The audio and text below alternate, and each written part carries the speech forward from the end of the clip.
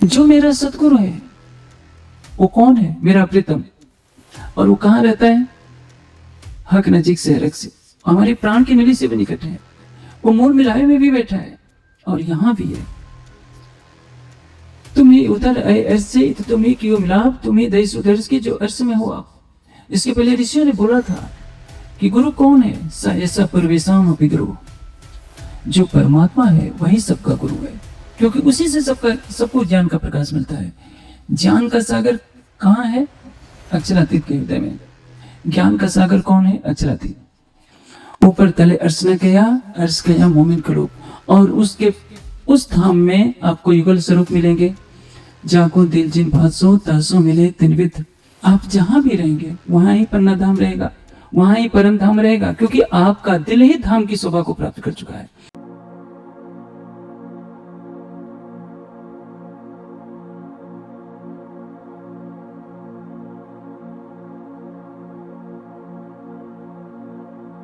प्राणेश्वर अक्षरातीत ने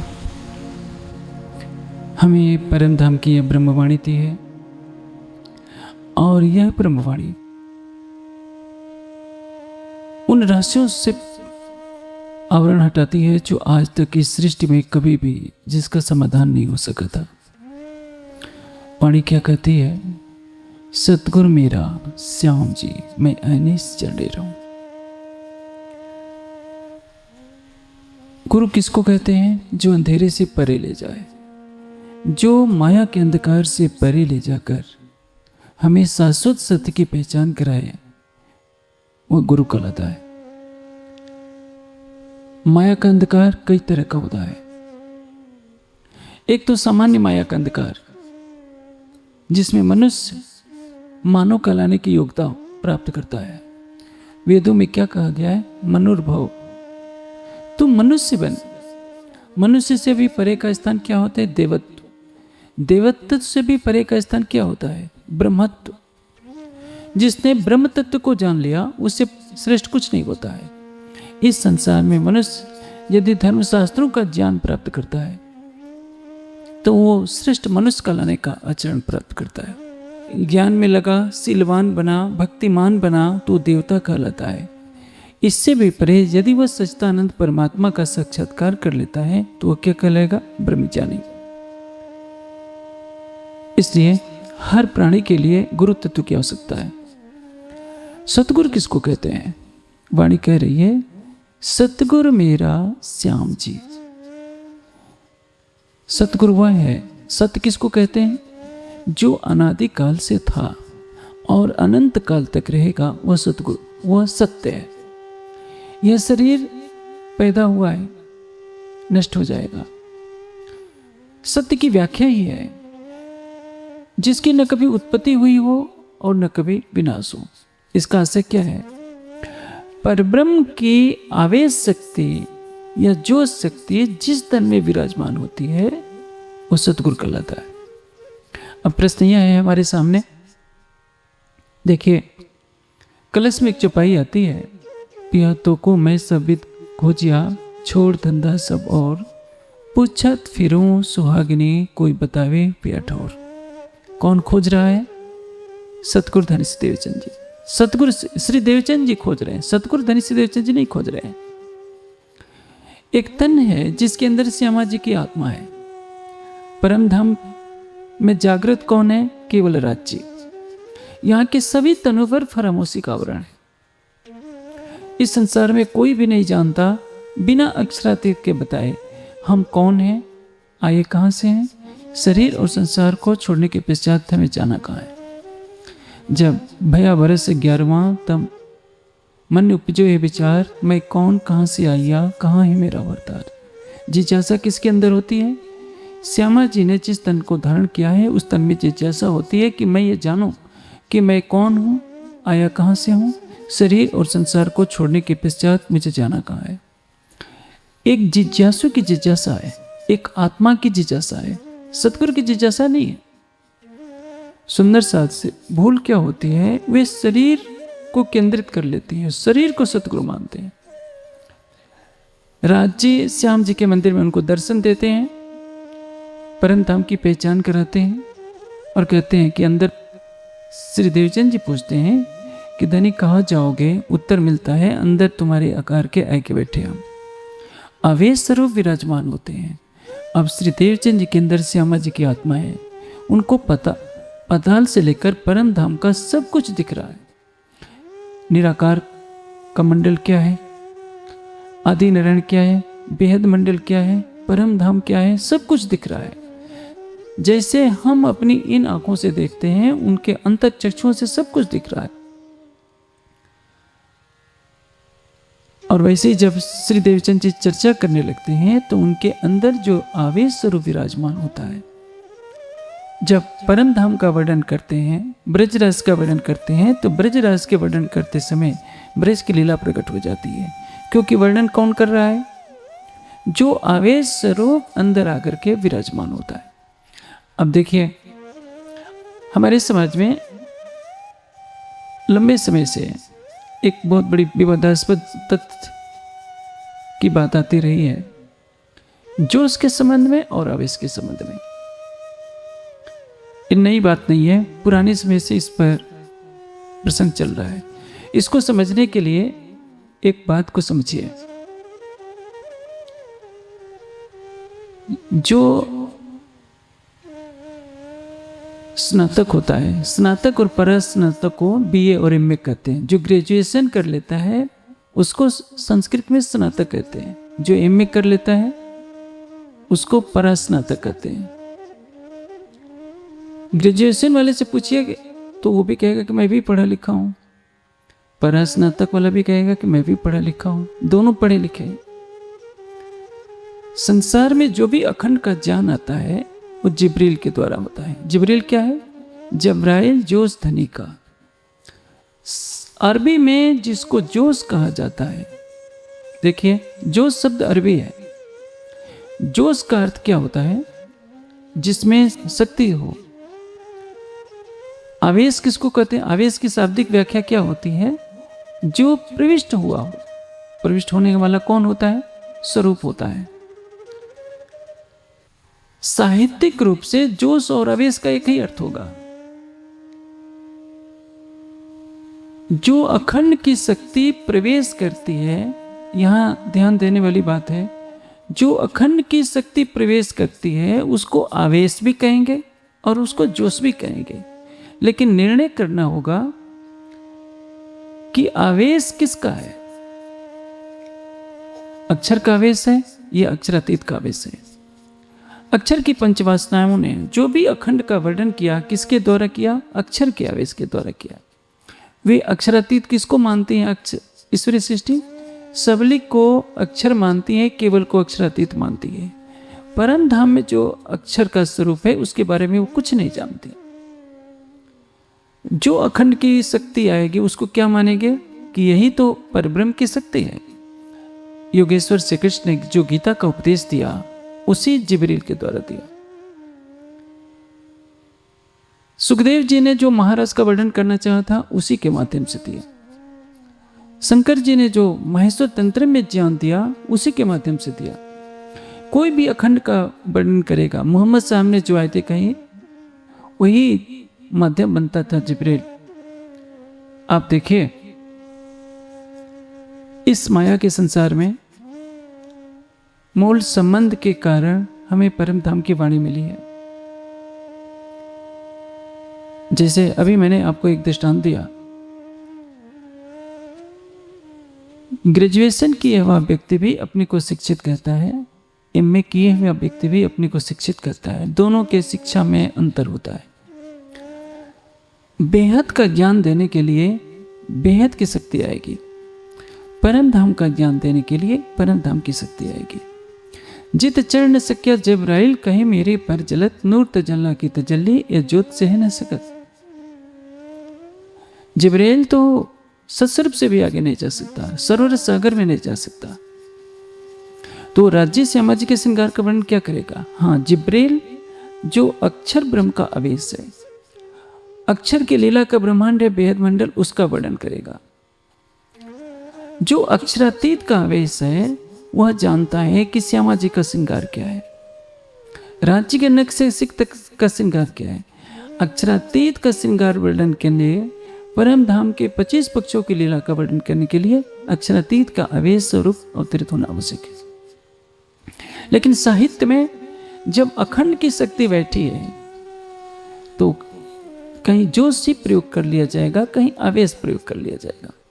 लेकिन आवेश, जिसको संस्कृत में आवेश कहते हैं,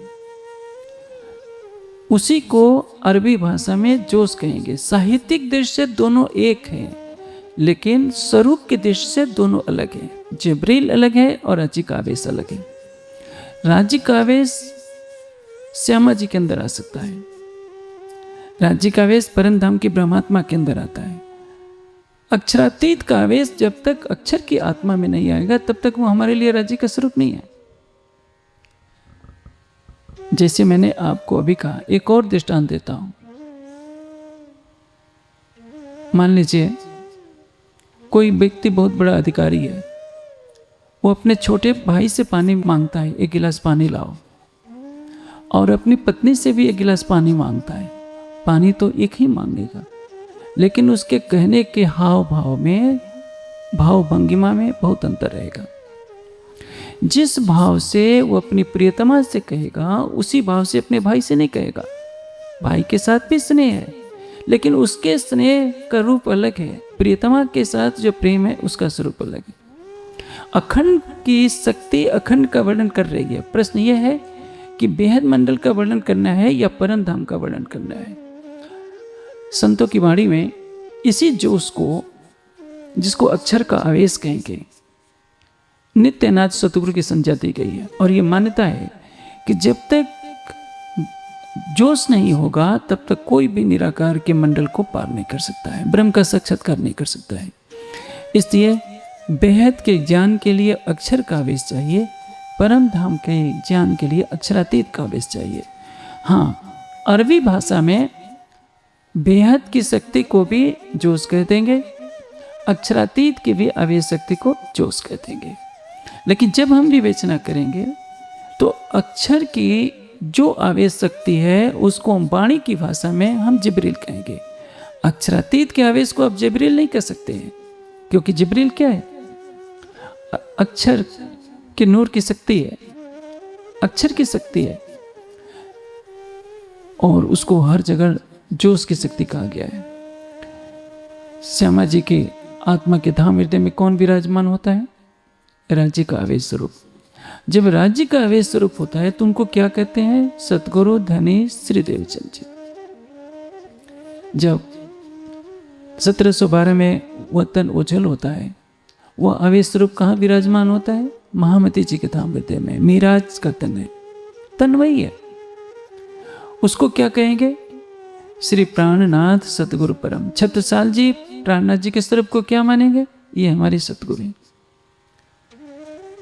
छत्रसाल जी के बाद जितने परमहंस हुए, अब उनके लिए शिखापन दिया जा रहा है। वाणी सार्वकालिक है, इसलिए मीराज सतगुरु नहीं है, श्री देवचंद जी सतगुरु नहीं है। सतगुरु कौन? सतगुरु मेरा श्याम जी, मैं अनिस चढ़े रहूं। यदि राज्य देवचंद जी को श्याम जी के मंदिर में दर्शन नहीं देते, उनके धाम हृदय में नहीं बैठते, तो केवल श्री देवचंद जी थे। श्यामा जी की आत्मा ही है। श्यामा जी सहित सभी आत्माओं पर परम धाम में फरामोशी है, और यहाँ फरामोशी की लीला चल रही है। जब राज्य का स्वरूप विराजमान होगा तब उसको सतगुरु की शोभा दी जाएगी। लेकिन वाणी आज हमारे सामने न श्री देवचंद जी का तन दिखाई देता है, न श्री मीराज का तन दिखाई देता है।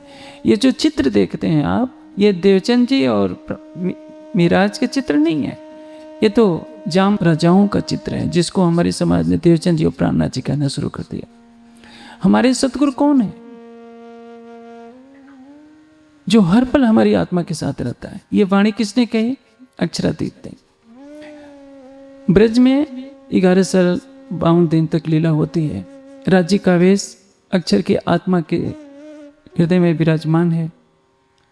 उस तन के साथ जो लीला होती है, कृष्ण नाम से लीला होती है। राज्य ब्रज से रास में ले जाते हैं, रास लीला का अनुभव कराकर पुनः परम धाम ले जाते हैं। इस जागनी के ब्रह्मांड में आते हैं। श्री देवचंद जी के धाम हृदय में विराजमान होकर सबको परम धाम का ज्ञान देते हैं। परम धाम की वाणी अवतरित होती है महामती जी के तन से। सब कुछ करने वाला कौन है? केवल राज्य। इसलिए सबके सतगुरु कौन हुए? राज्य। सतगुरु मेरा श्याम जी। श्याम किसको कहते हैं? मोटे तौर पर श्याम का अर्थ समझिए, जिससे अधिक सुंदर कोई न हो। सौंदर्य की जो पराकाष्ठा है वह है श्याम। श्रृंगार रस का स्वरूप क्या है? श्याम रंग। तपाए हुए कंचन वर्ण की जो आभा है उसको श्याम रंग कहते हैं। कोई श्वेत रंग का व्यक्ति हो, बहुत गोरा, उसको थोड़ी देर के लिए धूप में खड़ा कर दीजिए तो उसका चेहरा क्या होता है? लाल रंग का। वो वही सबसे सुंदर रंग माना जाता है सौंदर्य का। आप जानते हैं साहित्य में जिसका भी स्वरूप लालिमा लिए हुए होता है, किशोरावस्था होती है, उसको श्यामा कहा जाता है। राधा को भी श्यामा कहा गया, सीता को भी श्यामा कहा गया। ये किसके आधार पर? सौंदर्य को दर्शाने के लिए कहा गया। श्याम का अर्थ क्या होता है? जो अति सुंदर किशोर स्वरूप हो। श्याम का अर्थ काला भी होता है, लेकिन यहां श्याम का अर्थ क्या होगा? जो सौंदर्य परक है, जो जिससे अधिक सुंदर कोई नहीं है, जो प्रेम का सागर है, सौंदर्य का सागर, वो क्या कहलाएगा? श्याम। सतगुरु मेरा श्याम जी। मेरे सतगुरु कौन है? जो मूल मिला में बैठे हुए हमें माया का खेल दिखा रहे हैं, वही हमारे सतगुरु हैं। अभी मैं जोश और आवेश के बारे में कह रहा था। यदि अक्षर का आवेश योगेश्वर श्री कृष्ण के अंदर नहीं आता तो गीता का ज्ञान अवतरित नहीं होता। महाभारत के युद्ध के पश्चात अर्जुन प्रार्थना करते हैं कि प्रभु, दोनों सेनाओं के वध में मुझे सुनना पड़ा, अब महाभारत का युद्ध बीत गया है, शांति का समय दोबारा सुना दीजिए। श्री कृष्ण कहते हैं कि न च सक्यम पुनः वक्तुम अशिष्येण धनंजय। हे अर्जुन, उस ज्ञान को दोबारा करने में मैं समर्थ नहीं हूँ, क्योंकि मैंने तो ब्राह्मी अवस्था में कहा, मुझे स्वयं मालूम नहीं है कि मैंने कहा क्या है। क्योंकि बोलने वाला कौन बोल रहा है? ब्रह्म की शक्ति। अक्षर का आवेश बोल रहा है। अक्षर का आवेश किस पर बोल रहा है? अक्षर की सुरता पर बोल रहा है। अक्षरातीत का आवेश किसके साथ लीला करेगा? परम धाम की आत्माओं के साथ, जो परम धाम के मूल 5 स्वरूप हैं। राज्य, श्यामा जी, सखियां, अक्षर ब्रह्म, महालक्ष्मी। राज्य का आवेश केवल 4 पर आएगा। परम धाम की ब्रह्मात्माओं पर आएगा, श्यामा जी पर आएगा, अक्षर की आत्मा पर आएगा, या महालक्ष्मी पर आएगा। यदि राज्य का आवेश कुमारिकाओं के जीवों के साथ लीला नहीं कर सकता, कुमारिकाओं के साथ लीला नहीं कर सकता, तो ईश्वरी सृष्टि पर कभी भी राज्य का आवेश नहीं आएगा। जब आएगा तो परम धाम के 5 स्वरूपों का जो लीला रूप स्वरूप है। राज्य अक्षर की आत्मा में ब्रज में आते हैं, रास में आते हैं, और उसके पश्चात पहला जो स्वरूप है देवचंद जी का, उस पर लीला होती है, और उसके पश्चात महामती जी के धाम हृदय में लीला होती है। एक जिज्ञासु के मन में जिज्ञासा होती है कि वो सतगुरु किसको कहे। देखिए, हमारे मूल सतगुरु कौन है? केवल राज्य। वह शोभा कोई नहीं ले सकता। जब वह आवेश स्वरूप श्री देवचंद जी के अंदर विराजमान होता है, या श्री महामती जी के धाम हृदय में विराजमान होता है, तो उनको हम सतगुरु कहते हैं। अब देखिए आगे लीला बढ़ती है। महाराजा छत्रसाल जी के तन से आवेश लीला 7 वर्ष तक होती है। उनसे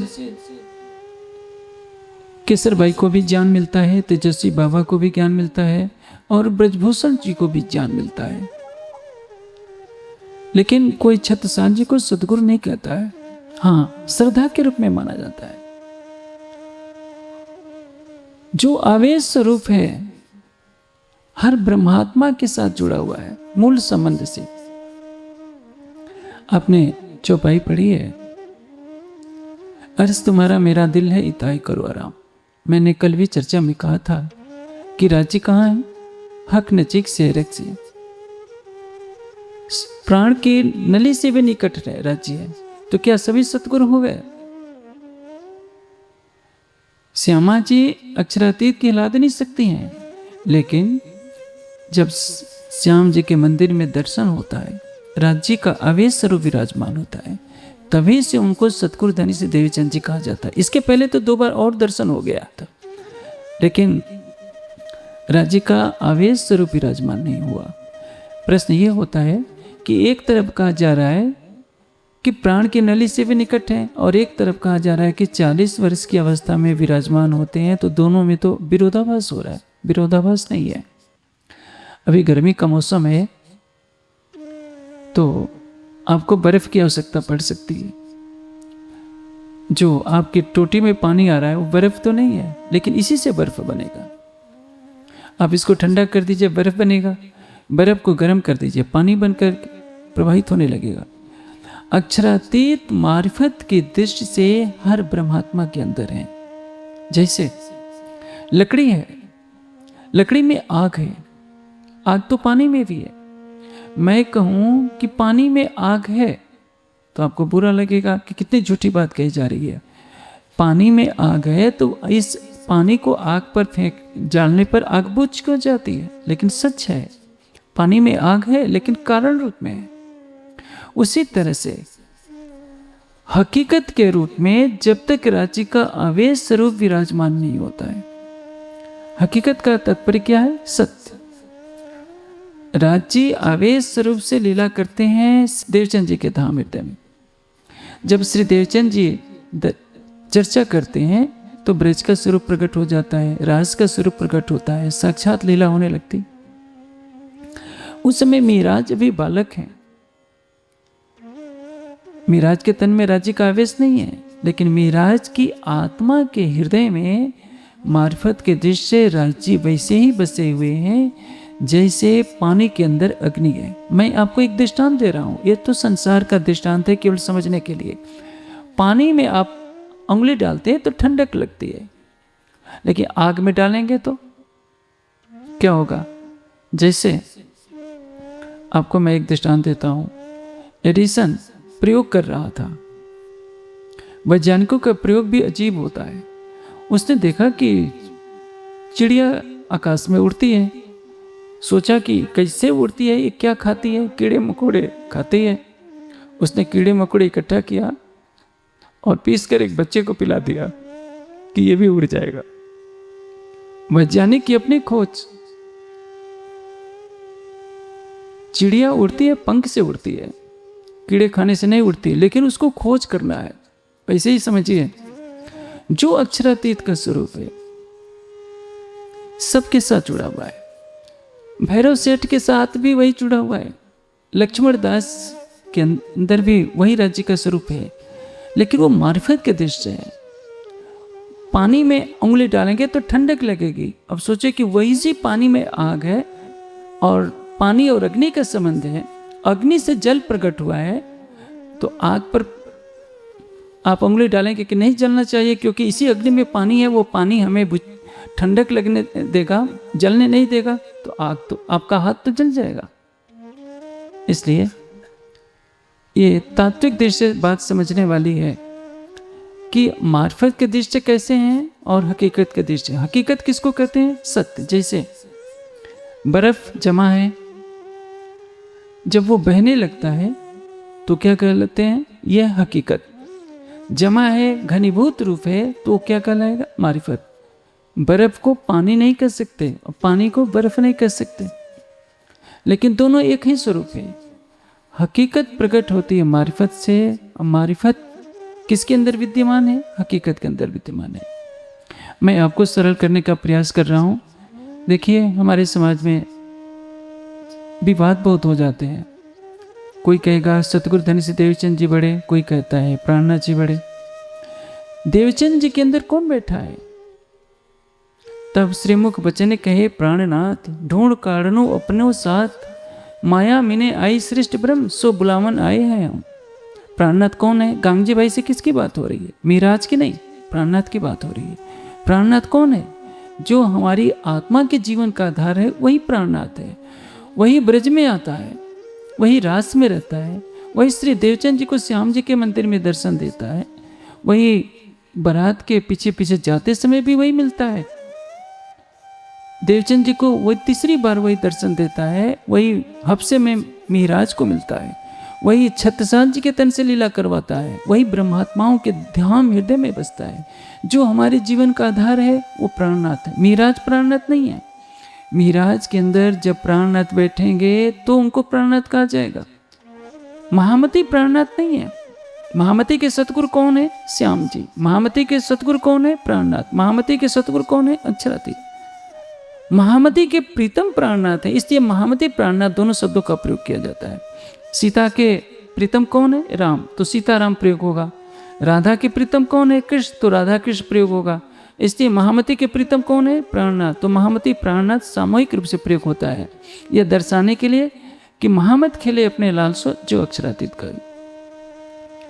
तो मैं यही बात समझा रहा था। देखिए संसार में जीवन कैसे व्यतीत किया जाता है, इसके लिए योग दर्शन में एक सूत्र है, मुदिता, करुणा और उपेक्षा। मुदिता किसको कहते हैं? प्रसन्नता से।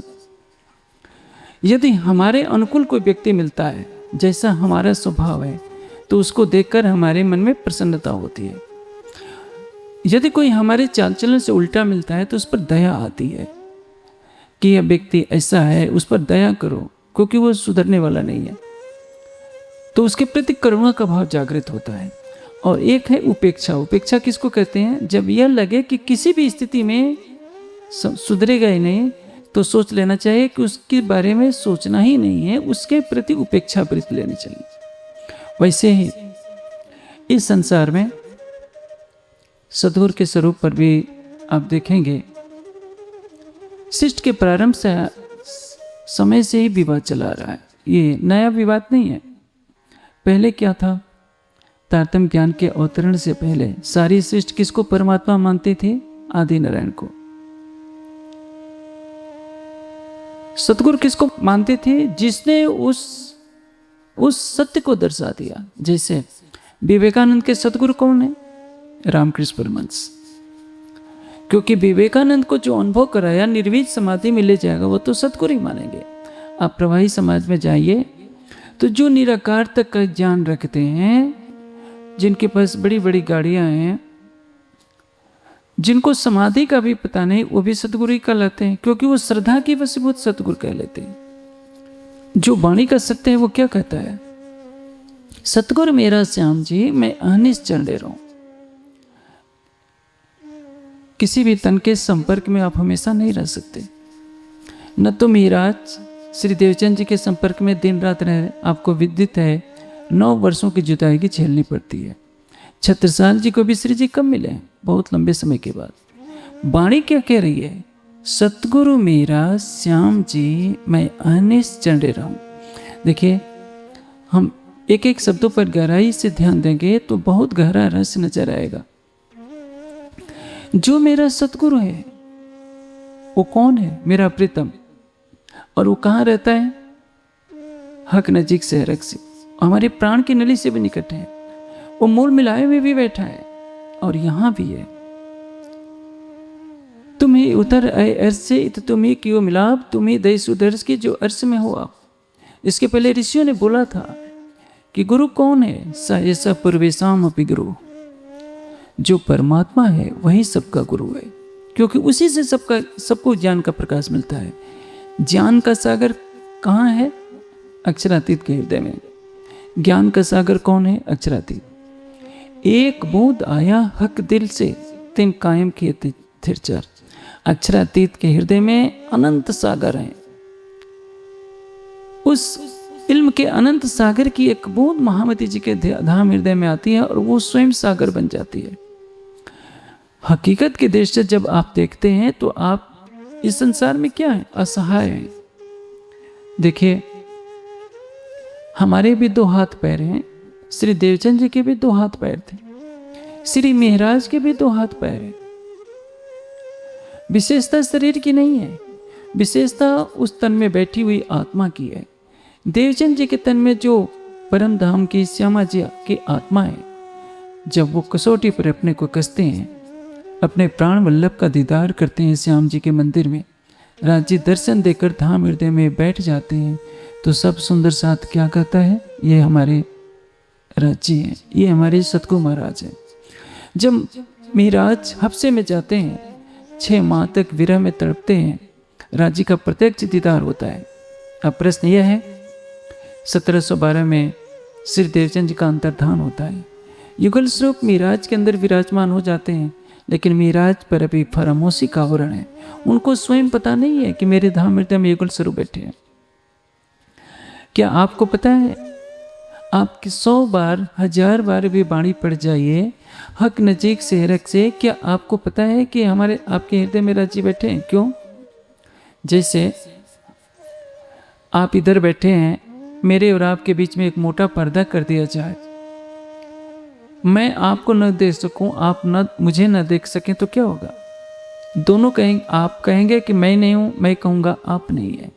उसी तरह से जब तक हमारी अंतर्दृष्टि नहीं खुलती, जब तक हमारी सुरता शरीर भाव से परे नहीं होती, जीव भाव से परे नहीं होती, परात्म का श्रृंगार सजकर राज्य को प्रत्यक्ष नहीं देखती, तब तक कोई भी ब्रह्मात्मा ये विश्वास ही नहीं कर सकती है कि हमारी आत्मा के धाम हृदय में राज्य विराजमान है।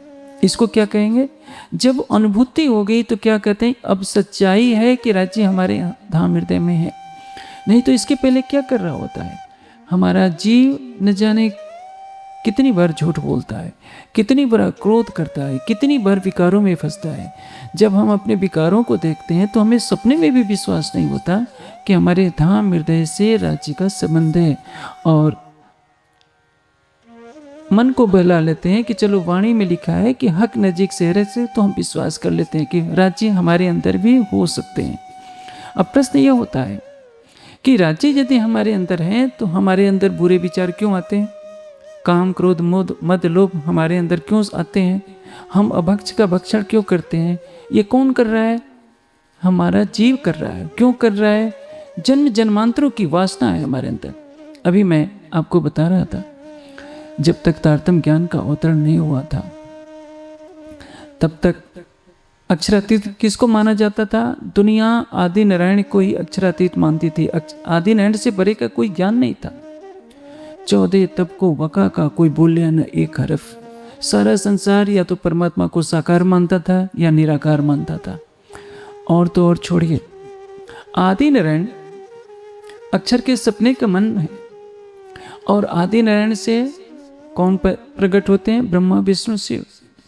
सारा संसार तो इनको ही अक्षरातीत माने बैठा है। आप रामानंदी वैष्णव के मंदिर में जाइए, वो क्या गाएंगे? सिया राम जी पूर्ण ब्रह्म। उस सीताराम से आगे का उनका ज्ञान ही नहीं है। जब तारतम्य ज्ञान का प्रकाश मिला, कोई वेद शास्त्र को पढ़ता है, तब उसको लगता है कि आदि नारायण क्या है? ये तो अक्षर के मन का सपने का स्वरूप है, और इससे भी परे कौन है? ये मोह का आवरण जब तक हटता नहीं, जीव की नजर हंस अवस्था में निराकार को पार करती नहीं, तब तक ब्रह्म का साक्षात्कार नहीं होता। इसलिए कितने भी बड़े बड़े ऋषि हो गए, जिनकी जटाओं में पक्षियों ने घोंसले बना लिए। हम सुंदर साथ तो 1 हफ्ते क्या 4 घंटे भी, मुझे नहीं लगता कि 40 लाख की संख्या में 4 घंटे बैठकर ध्यान करने वाले 100 भी होंगे। 1 घंटा 2 घंटा बैठे, जल्दी से उठ करके भाग लेते हैं कि हमारी चितवनी पूरी हो गई। ऋषियों ने हजारों साल गुजार दिया है। महेश्वर तंत्र के अंदर भगवान शिव कहते हैं कि हे उमा, सच्चिदानंद परमात्मा कौन है, यह जानने के लिए मैंने 5000 दिव्य वर्षों की समाधि लगाई, और उस समाधि में जो ज्ञान मैंने सुना वो तुमको सुना रहा हूँ। मैंने अक्षरातीत को देखा नहीं है, मैं तुमको सुना रहा हूँ कि अक्षरातीत कैसे। सुनी सुनाई बात को जैसे मैं चर्चा कर रहा हूँ, राज्य का श्रृंगार वर्णन कर रूँ, आप उसको रिकॉर्ड कर लीजिए और दूसरे को सुना दीजिए, तो आप केवल सुनकर सुनाने वाले हैं। आपने जिसका श्रृंगार मैंने वर्णन किया है, आपने देखा नहीं है। आप सोचिए, हमें राज्य ने परम धाम का कैसा अखंड धन दिया है, जिसकी कीमत आज हमारा समाज नहीं जानता है। अक्षर की जो पंचवासनाएं हुई, उन्होंने सबलिक को अक्षर माना, केवल को अक्षरातीत माना। केवल ब्रह्म से आगे का ज्ञान किसी भी पंचवासना को नहीं था। कबीर जी को कुछ अनुभूति थी सत्स्वरूप तक की, लेकिन सृष्टि में कोई नहीं हुआ जो ये बता दे कि त्रिपाद ऊर्ध्वदेत पुरुष का आशय क्या है, आदि नारायण तक को इसका अर्थ नहीं पता कि त्रिपाद अमृत क्या है, इसके परे क्या है। आदि नारायण को तो जिस क्षण पता चलेगा कि निराकार के परे बेहद है, उसी क्षण प्रलय हो जाएगा। यह सारा संसार इसी निराकार के अंदर, इसी मोह सागर के कण में सच्चिदानंद परमात्मा को देखता है। सभी पढ़ते हैं अतीत वर्ण तम से प्रस्तात, लेकिन कोई नहीं जान पाता। अब आए स्वयं अक्षरातीत श्री देवचंद जी के धाम हृदय में विराजमान होकर लीला कर रहे हैं, परम धाम का वर्णन कर रहे हैं। हौज को सब, मानिक पहाड़, पुखराज, 25 पक्ष, सब कुछ वर्णन कर रहे हैं। कौन वर्णन कर रहा है? जो परम धाम का अक्षरातीत है वही वर्णन कर रहा है। यह कार्य अक्षर के आवेश से नहीं हो सकता। अक्षर की आत्मा ने श्यामा जी को नहीं देखा तो कैसे वर्णन करेगा? लेकिन जब एक साहित्यकार वर्णन करेगा तो अक्षरातीत के आवेश को भी जोश लिखेगा और अक्षर के आवेश को भी जोश लिखेगा। अरबी में संस्कृत का विद्वान जब वर्णन करेगा तो क्या कहेगा? कबीर जी ने अक्षर के आवेश से 52 साखियों की रचना की है। सुखदेव जी ने अक्षर के आवेश से महारस का वर्णन किया है। योगेश्वर श्री कृष्ण ने अक्षर के आवेश से गीता का ज्ञान दिया है। लेकिन ये तारतम ज्ञान से पता चलेगा कि जो तारतम वाणी का अवतरण हुआ है यह अक्षर के आवेश से नहीं है। जो अक्षर ब्रह्म चांदनी चौक से लौट आते हैं, जो अक्षर ब्रह्म मूल मिलावे में प्रवेश नहीं करें, वे अक्षर ब्रह्म कहाँ से बता देंगे कि श्यामा जी का नख से सिख तक श्रृंगार क्या है, ब्रह्मात्माओं का श्रृंगार क्या है। आप परिक्रमा में पढ़ते हैं कि प्रणाम करके पीछे फिरे इत और न दूजा कोई, स्वरूप एक है लीला दोई। इसलिए जब हमारा समाज शब्दों के विवाद में पड़ जाता है, किस शब्द का प्रयोग किसके प्रसंग में किया गया है। जैसे एक हिंदी में कहावत कही जाती है, हरि बोला हरि ने सुना, हरि गए हरि के पास, वे हरि हरि में गए, हरि भय बहुत उदास। एक ही हरि शब्द है। हरि बोला, मेढक ने बोला, हरि ने सुना, सर्प ने सुना, सर्प उसको पकड़ने के लिए आता है, तो वे हरि हरि में गए। हरि किसको कहते हैं? पानी। मेढक पानी में घुस गया और सर्प बाहर उदास होकर के बैठा गया। एक ही हरि के 3 अर्थ हैं। मेढक को भी हरि कहा गया, सर्प को भी हरि कहा गया और पानी को भी हरि कहा गया। अब आप झगड़ा कीजिए कि नहीं, हरि का अर्थ केवल मेढक होगा तो भी सत्य नहीं निकलेगा, हरि का अर्थ केवल जल होगा तो भी सत्य नहीं निकलेगा, हरि का अर्थ सर्प होगा अकेले तो भी अर्थ नहीं निकलेगा। इसी तरह से जोश और आवेश पर एक विभेद चलता रहता है। सत्य को या तो कोई जानना नहीं चाहता या जानबूझकर भी अनजाना बना रहता है। यह समझिए, जिस तरह से इश्क और प्रेम भाषा भेद है। वाणी की रचना क्या है? वाणी की रचना में जैसे एक अरबी का शब्द आएगा तो उसके साथ एक संस्कृत का शब्द आएगा, आशा उम्मीद। वाणी में आप जहां भी देखेंगे तो आशा शब्द होगा तो उम्मीद भी रहेगा। वन जंगल, वन और जंगल क्या है? वन संस्कृत का है, हिंदी का है, जंगल किसका है? अरबी फारसी का है। उसी तरह से प्रेम इश्क, तो एक मान्यता गढ़ ली गई, प्रेम कहाँ है? योग माया में। इश्क कहाँ है? परम धाम में। ऐसा नहीं है। या के प्रेमी को बस्तर, या के प्रेमी के भूखन, प्रेम बसे पिया के चित्त। चित्त किसको कहते हैं? दिल को। राज्य के हृदय में प्रेम बसता है। हाँ, ये विवेचना करनी पड़ेगी कौन सा इश्क। इश्क तो जिस्मानी भी होता है, इश्क तो नफसानी इंद्रियों का होता है, इश्क तो दिल का भी होता है और इश्क आत्मा का भी होता है। शरीर का, इंद्रियों का, जीव का, आत्मा का जो प्रेम है, आत्मा का इश्क कहाँ होगा? केवल परम धाम में। हकीकत का जो इश्क है, मारिफत का इश्क है, वो परम धाम में होगा। शरीयत और तरीकत का इश्क कहाँ होता है? जिस्म से होता है, इंद्रियों से होता है, ये शरीर का है। लेकिन क्या जिस्मानी इश्क को आप परम धाम में ले जा सकते हैं? नहीं। उसी तरह से सतगुरु मेरा श्याम जी मैं अनिस चढ़े रहूं, दिन रात रहने की बात कही गई है। किसके चरणों में रहना है? मैं अपने सतगुरु के चरणों में रहूं। मेरा सतगुरु कौन है? राज। अब देखिए, मूल सतगुरु हैं राज जी। आवेश सतगुरु कौन है? श्री देवचंद जी का स्वरूप और श्री प्राणनाथ जी का स्वरूप। उसके पश्चात परमहंसों की लीला होती है। छठे दिन की लीला किसके तन से होती है? सभी ब्रह्मात्माओं के दिल से। छठे दिन की लीला में हर सुंदर साथ को अधिकार है। आप के घर पर न जाने कहां कहां से टीकाएं रखी हैं, परम धाम के नक्शे रखे हैं। आप सोचिए, श्री देवचंद जी को यह सौभाग्य तो नहीं मिला होगा। महामती जी की आत्मा क्या कहती है? ये नित देते मेरा जीव निकसे। जब वाणी अवतरित हो रही है, महामती जी की आत्मा पुकार कर कह रही है, जब मैं इसको कहती हूँ तो लगता है कि मेरे प्राण निकल जाएंगे। उन परम धाम के सुंदर साथ की भावनाओं को समझिए। 5000 की संख्या है। अब देखिए, हम तो हिमालय की तराई में रह रहे हैं। मंदसौर का इलाका आप जाकर देखिए, वहाँ तापक्रम कितना तेज होगा। लू के थपेड़े अप्रैल में भी चल रहे होंगे। और जो ये 5000 का समूह जब चलता होगा, वृक्षों के नीचे ही तो गुजारा करना पड़ता होगा। उस समय क्या होता था? 4 बजे भोर में चल देते थे, 10 बजे तक यात्रा होती थी।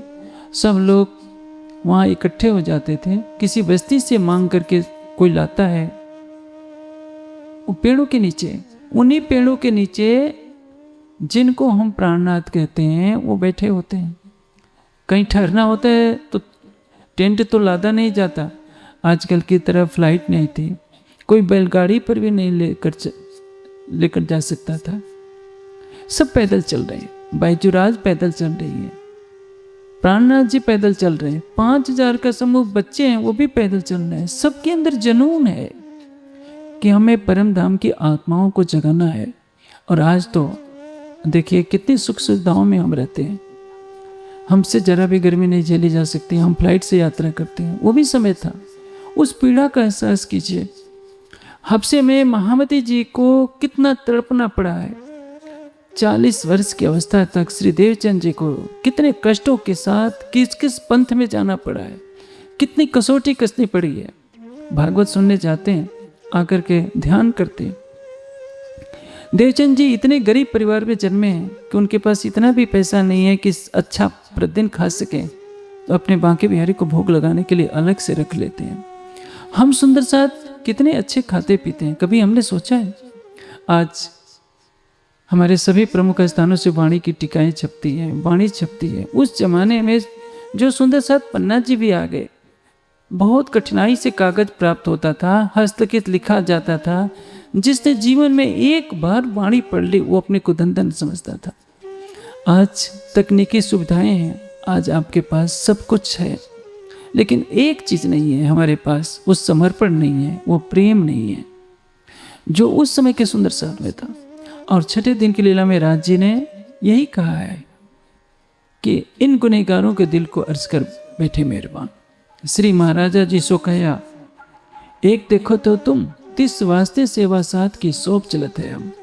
अब इस छठे दिन की लीला में हर सुंदर साथ को अधिकार दिया गया है कि जो दोनों तनों से परम धाम का ज्ञान अवतरित हुआ है, आपको ग्रंथ रूप में दे दिया गया, सारा खजाना दे दिया गया, आपको परम धाम देखने का मार्ग भी दर्शा दिया गया।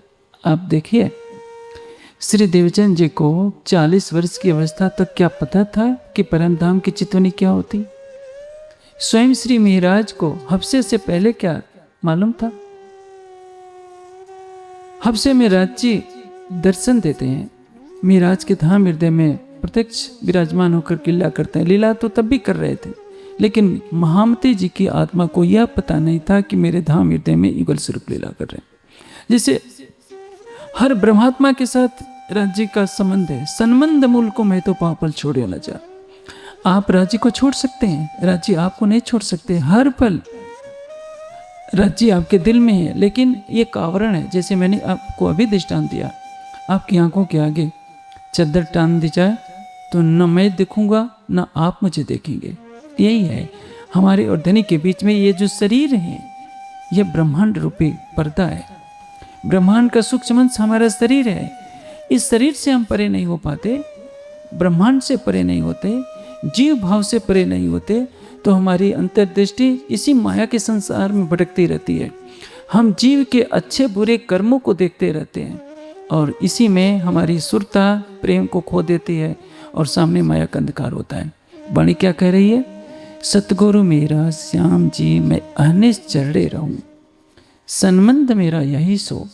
मेरा संबंध किससे है? राज्य से। उस राज्य को पकड़िए जो शरीरों से परे है। देवचंद जी के तन में बैठकर लीला करता है, वही हमारा प्रीतम। मिराज के तन में लीला करता है, लेकिन लीला करने वाला हमारी भी आत्मा के तन में है, हमारी भी आत्मा के हृदय में है। अब हमें छठे दिन की लीला में क्या करना है? उन्होंने जो ज्ञान का प्रकाश दिया है उसके आधार पर हमें यह जानना है कि हक नजीक से रख से। कड़वे सच को सुनने के लिए हमें थोड़ा तैयार होना चाहिए, अपना हृदय भी मजबूत करना चाहिए। देखिए, जब श्री देवचंद जी का तन ओझल होता है, अंतर्धान होता है, सब सुंदर साथ क्या समझते हैं कि राज्य परम धाम चले गए। एक वर्ग समझता है कि परम धाम चले गए, एक वर्ग समझता है कि सदगुरु महाराज जिस आसन पर बैठते थे उसी में बैठते हैं, जो बैठेगा वो राज्य का स्वरूप हो जाएगा। किसी को यह पता नहीं था कि राज्य हक नजीक से है रख से। अब सागर की वाणी अवतरित होती है, श्रृंगार की वाणी अवतरित होती है, सिंधी की वाणी अवतरित होती है, तब पता चलता है कि अर्ज तुम्हारा मेरा दिल है, इताई करो आराम। उस समय किसी को पता नहीं था कि अर्ज तुम्हारा मेरा दिल है। सबने आड़ी का लीला देखी है, सोने की कसेड़ी भी मिल जाती है, यमुना जी में स्नान भी कर लेते हैं, सब कुछ पता है। ब्रज की लीला दिखाई देती है, रास की लीला दिखाई देती है, लेकिन यह पता नहीं कि हक नजीक से हरक से का अर्थ क्या होता है। आज छठे दिन की लीला है, आपको तारतम वाणी का प्रकाश है और इस प्रकाश में आपको क्या देखना है? मेरा सतगुरु कौन है? मूल स्वरूप श्री राज्य। वही राज्य देवचंद जी के अंदर विराजमान होते हैं, वही राज्य मिहिराज के तन में विराजमान होते हैं। इनको हम क्या कहेंगे? आवेश सतगुरु। मूल सतगुरु राज्य, आवेश सतगुरु, सतगुरु धनुष देवचंद जी और श्री प्राणनाथ जी। अब क्या है? जितने परमहंस हुए उनसे परम धाम का ज्ञान मिलता है। गोपाल मणि जी से मिलता है, बाबा दयाराम से मिलता है, परमहंस महाराज से रामरतन दास जी से मिलता है, मंगल दास जी से मिलता है। जो इनके संपर्क में आएगा वो तो सतगुरु ही मानेगा। परम धाम के संबंध से उस तन में परम धाम की ब्रह्मात्मा है, निस्बत का संबंध है, मार्फत के दृष्टि से हर ब्रह्मात्मा के दिल में राज्य है। राज्य ने उस तन को आदेश दिया है कि जाओ परम धाम की आत्माओं को जगाओ।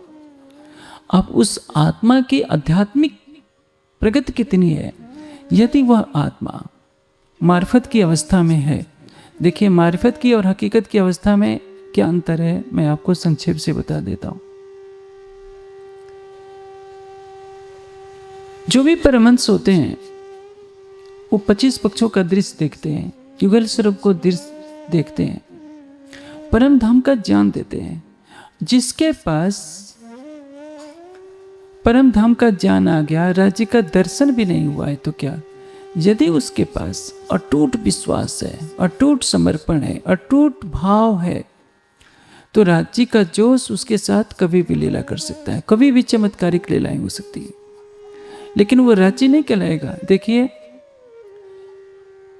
जो कोई मारे इन दुश्मन को, करे सब दुनी को एहसान, पहुंचावे सबो चरण तनी के, तो भी लेना ना तिनको मान। आपके पास इतना ज्ञान आ जाए कि सारे ब्रह्मांड को, सारे संसार को, जो 8 अरब की जनसंख्या है, अकेले तारतम देने का बल आप में आ जाए और सबको आप तारतम भी दे दे, फिर भी लेना न तीन गुमान। आप ये अहंकार मत लीजिए कि मैंने सारे ब्रह्मांड को तारतम दिया है। आपको किसको सौंपना पड़ेगा? राज्य को, क्योंकि वाणी का ज्ञान किसका है? राज्य का। आप किसकी कृपा से बोल रहे हैं? उसकी कृपा से। आपका तो कुछ नहीं है। हमसे भूल क्या होती है? हम कुछ भी करते हैं तो अपने ऊपर ले लेते हैं। हम भूल जाते हैं कि तैसा हित होता गया जैसा हजूर हुक्म करत। जो जागृत ब्रह्मात्मा होगी वो क्या करेगी? आप देखिए, सुंदर साथ किसकी आरती उतार रहे हैं? कंचन थाल चौमुख दिवला दीपक ज्योत प्रकाश में आखिर में क्या आता है? महामत चरणों लाग। सब सुंदर साथ किसकी आरती उतार रहे हैं? श्री जी के स्वरूप की। महामती जी के अंदर जो श्री जी के स्वरूप में जो महामती की आत्मा है वो कह रही है कि भाई तुम मेरे शरीर की आरती उतार रहे हो, तो मैं भी अपने हृदय में बैठे हुए अक्षरातीत को मैं प्रणाम कर रही हूं। महामती जी किसको सतगुरु मानते हैं? राजी को। ये देव सतगुरु श्री देवचंद जी को। श्री देवचंद जी की आत्मा किसको सतगुरु मानती है? कि मेरे अंदर राजी बैठे हैं। श्यामा जी किसको सतगुरु मानेगी? राजी को। महामती जी की आत्मा किसको सतगुरु मानेगी? युगल स्वरूप को। जो वितक में प्रसंग आता है कि सतगुरु ब्रह्मानंद है। आप जानते हैं ब्रह्मानंद सतगुरु की व्याख्या में क्या लिखा है? सतगुरु ब्रह्मानंद है, सूत्र है अक्षर रूप, सिखा सदा तिन से परे चेतन चित जो अनूप। ब्रह्मानंद का अर्थ क्या होता है? परब्रह्म का आनंदमय स्वरूप। अपनी अपनी भावना के अनुसार देवचंद जी के अंदर जब तक राज्य का आवेश स्वरूप लीला करता रहा तब तक वे साक्षात राज्य के स्वरूप रहे, क्योंकि आवेश स्वरूप लीला कर रहा है। महामती जी का तन जब तक लीला करता रहा है वो तन आज भी है। और जागनी ब्रह्मांड में सारी शोभा किसको दी गई है? महामती जी को दी गई है। इसलिए हर ब्रह्मात्मा तन छोड़ने के बाद उनके चरणों में पहुंचती है और कहती है कि श्री जी, आपने जो मुझे आदेश दिया था, मैंने आपका आदेश पालन कर ब्रह्मात्माओं को जगाने की सेवा की है। चाहे गोपाल मणि जी हों, परमहंस महाराज से रामरतन दास जी हों, परमहंस महाराज से मंगल दास जी हों, दयाराम बाबा हों, सबने उस महामती के प्रति अपनी श्रद्धा व्यक्त की है। क्योंकि मार्फत के दृष्टि हर ब्रह्मात्मा के दिल में राज्य हैं, इसमें कोई शक नहीं। लेकिन शोभा किसकी है? सारों के सुख कारणे तू जाहिर हुई महामती। अब वाणी क्या कह रही है? मैं उसी चरण पर आ रहा हूं। सतगुरु मेरा श्याम जी, मैं अनिश चढ़े रहूं, सन्मंद मेरा यही सो। सन्मंद मेरा यही सो। आपका किससे संबंध है? राज्य से। राज्य कहाँ है? हक नजीक से हरक से। हम सुंदर साथ किसको, सतगुरु को किस में देखते हैं? चित्र में देखते हैं। उसके लिए लड़ते झगड़ते हैं। आजकल तो टोली बन जाती है। कोई कहेगा कि हमारे सतगुरु महाराज ज़्यादा ताकत वाले हैं, कोई कहेगा कि तुम्हारे सतगुरु महाराज कम शक्ति वाले हैं, हमारे सतगुरु महाराज ज़्यादा ताकत वाले हैं। परिणाम क्या होता है? एक एक ब्रह्मात्मा को मानने वाले अलग अलग ग्रुप बन जाते हैं और सारे एक दूसरे को देखते नहीं। होड़ मची रहती है कि कौन अपने सतगुरु को बड़ा कर सकता है। एक गुरु जी थे, उनके दो शिष्य थे, दोनों पांव दबा रहे थे। अचानक किसी का पैर टकराया तो उसने डंडा लाकर उस पैर पर मार दिया। दूसरे को बुरा लगा कि जिस पैर को मैं दबा रहा था तुमने उसको मारा है तो मैं क्यों छोड़ू। उसने भी डंडा लाकर मारा। अब बताइए कष्ट किसको हो रहा है? गुरु महाराज को ही तो हो रहा है।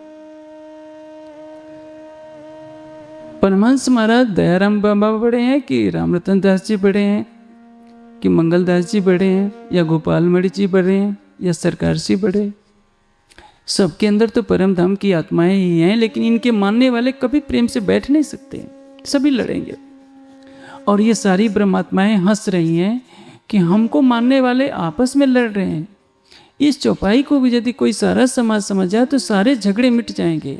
सतगुरु मेरा श्याम जी। सतगुरु कौन है? जो मेरा मूल स्वरूप है, जो मेरी आत्मा का मूल स्वरूप है, जो ब्रज में था, जो रास में था, जो श्री देवचंद जी के तन में था, केवल वही सतगुरु है। तन बदलते गए। श्री देवचंद जी का तन छूटा, उसका दाह संस्कार हो गया, तन तो चला गया। आप एक राजा का चित्र बनाकर नीचे लिखेंगे सतगुरु धन श्री देवचंद जी, तो चित्र है, वो सतगुरु नहीं हो सकता। आपका सतगुरु आपकी आत्मा के प्राण के निकट बैठता है। हर नजीक से हरक से आड़ो पटने द्वार, खोली आंखें समझ के देखती न देखे भरतार। हम अपने प्राणेश्वर को नहीं देखते। जो हमारा प्राणेश्वर है वही हमारा सतगुरु है, वही हमारा आराध्य है, वही हमारा प्राण जीवन है, वही हमारा प्राण प्रीतम है। और वो चित्रों में नहीं बसता, वो हमारे हृदय मंदिर में बसता है। हमारा दुर्भाग्य है हम उसको नहीं जानते। तभी क्या कहा है?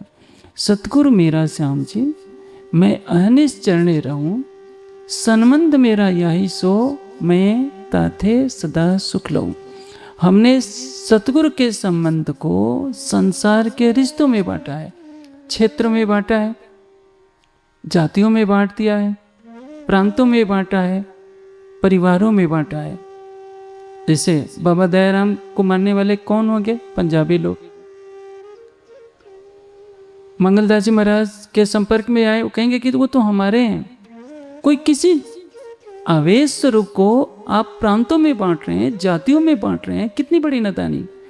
वो कहता है कि मैं तुमके सबके दिल में मैं हूं, संबंध मेरा यही सो मैं ताथे सदा सुख लो। पूरी वाणी में कहीं भी दिखा दीजिए जिसमें महामती जी ने श्री देवचंद जी के तन को सतगुरु माना हो। छत्रसाल जी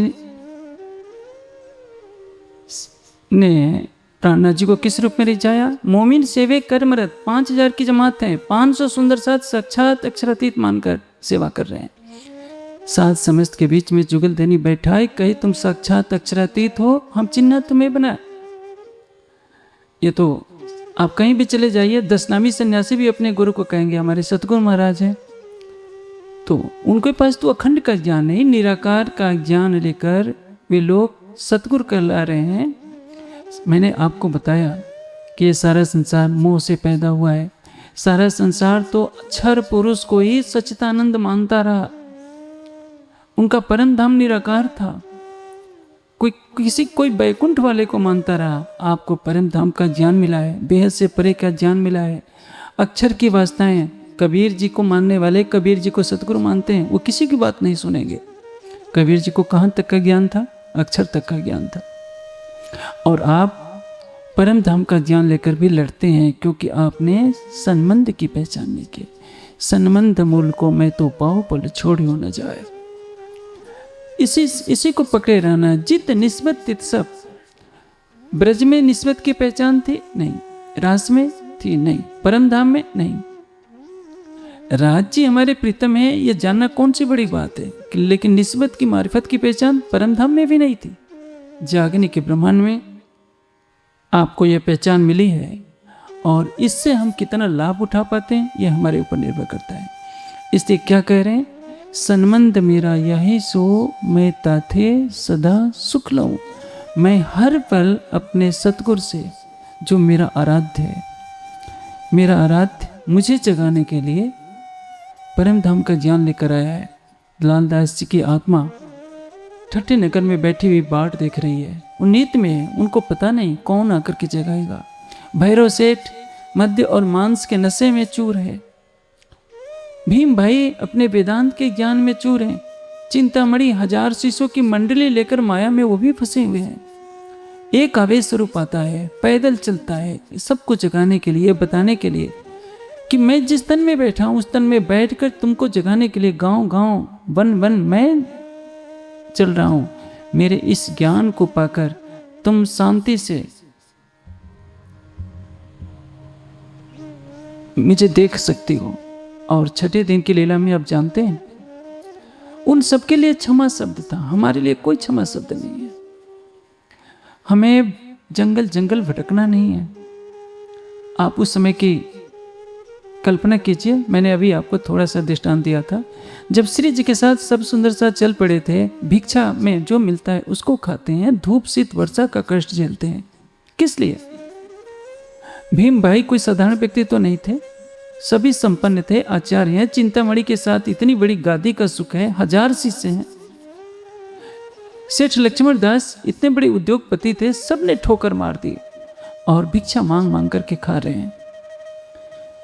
आज बिना परिश्रम के आपको चितवनी का मार्ग पता है, निस्बत की मारिफत, इश्क की मारिफत, सब कुछ बता दिया गया है। फिर भी हम किस में भटक रहे हैं? चित्र पूजा में। जो अखंड स्वरूप है हमारे अंदर, हमारी आत्मा के धाम हृदय में युगल स्वरूप कहीं दूर नहीं है। तुम ही उतर आए अर्श से, इत तुम ही क्यों मिला, तुम ही दई सुध अर्श की, जो अर्श में हुआ। परम धाम में वे नूरी स्वरूप से विराजमान है। आपकी आत्मा के धाम हृदय में मूल संबंध के कारण विराजमान है, मार्फत की दृष्टि से विराजमान है। जब बैठे मासूक इत जाहिर पर दिल न लगे इत, मासूक मुक्ते खन को हाय है नैना भी ना तरसत। मैं पूछूं राजी कहाँ है? अब क्या करेंगे? आप एक उत्तर देंगे परम धाम में है, दूसरा उत्तर देंगे पन्ना जी में, भावुकता में कह देंगे कि राज्य हमारे दिल में है, कह तो देंगे, लेकिन आप सोचेंगे कि भाई मैंने तो कल झूठ बोला था, मैं तो कल इस विकार से ग्रसित हुआ था, मेरे से पाप हो रहा है, मेरे दिल में राज्य कैसे हो सकते हैं सचमुच। इसलिए क्योंकि आपकी आंखों के आगे माया का आवरण पड़ा हुआ है। इस शरीर से परे हो जाइए, संसार से परे हो जाइए, अपनी परात्मा का श्रृंगार सज लीजिए, फिर देखिए माया छूमंतर हो जाएगी। जैसे एक राजा था, उसने कहा कि मुझे केवल हरा रंग अच्छा लगता है, इसलिए मेरे राज्य के जितने भवन हैं सबको हरे रंग से रंगवा दो। रंगाई शुरू हो गई, खर्चा बढ़ता जा रहा था। एक मंत्री बहुत चतुर था, कहा कि महाराज इतना खर्चा करने से अच्छा है कि आप अपने एक हरे रंग का चश्मा ही रख लीजिए, तो हर वस्तु आपको हरी दिखाई देने लगेगी। बस यही करना है, आप अपनी दृष्टि में परिवर्तन ला दीजिए। जित देखो तित सामयी है। आप परात्मा का श्रृंगार सजिए, शरीर से परे हो जाइए। उठते बैठते सुपन सो जागृत, दम न छोड़े मासो को जाके असलक निस्बत। यदि आपकी प्रेममय दृष्टि हो जाएगी, परात्मा के भाव में भावित रहेंगे, जहाँ बैठेंगे वही आपका परम धाम, आपकी आत्मा के धाम हृदय में दिखता रहेगा। ऊपर तले अर्श न कया, अर्श कया मोमिन कलोब, और उसके उस धाम में आपको युगल स्वरूप मिलेंगे।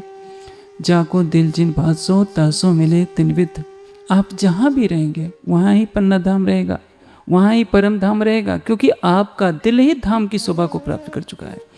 राज्य ने तो आपके दिल को धाम बनाया है, आपको ही विश्वास नहीं है, क्योंकि वाणी के ज्ञान का प्रकाश आपके पास नहीं पहुँचा है।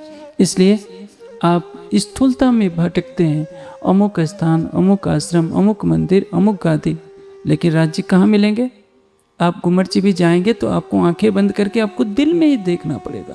महामती जी का तन वहाँ झूले पर विराजमान है, महामती जी के धाम हृदय में राज्य बैठे हैं, लेकिन महामती जी के तन के अंदर उनके धाम हृदय में बैठे हैं, वो प्रत्यक्ष बैठे हैं, आपके अंदर छिप करके बैठे हैं और आपको पता नहीं है। इसलिए ये चौपाई बहुत कुछ कह जाती है कि सतगुरु मेरा श्याम जी। मेरा सतगुरु कौन? जो मेरी आत्मा का प्रीतम है, वही मेरा सतगुरु है, शरीर सतगुरु नहीं। इसलिए सुंदर साथ को चाहिए कि सतगुरु के नाम पर लड़ना झगड़ना बंद करें, सतगुरु की वास्तविक पहचान करें। जो अखंड स्वरूप वाला है, जो परम धाम का आवेश स्वरूप है, वही सतगुरु है। हर ब्रह्मात्मा के दिल में भी वही बसता है। राज्य किसी परमहंस को शोभा दे देते हैं और परम धाम के संबंध से हम श्रद्धा बस उनको सतगुरु कहते हैं। सतगुरु कौन है? जो उनके दिल में बसता है। शरीर सतगुरु नहीं होता है, क्योंकि शरीर तो नश्वर है, पंचभूतात्मक है। चाहे किसी परमहंस का तन हो या किसी गृहस्थी का तन हो, सबके तनों में वही मलमूत्र भरा होता है। इसलिए उस तन में परम धाम की आत्मा वास करती है।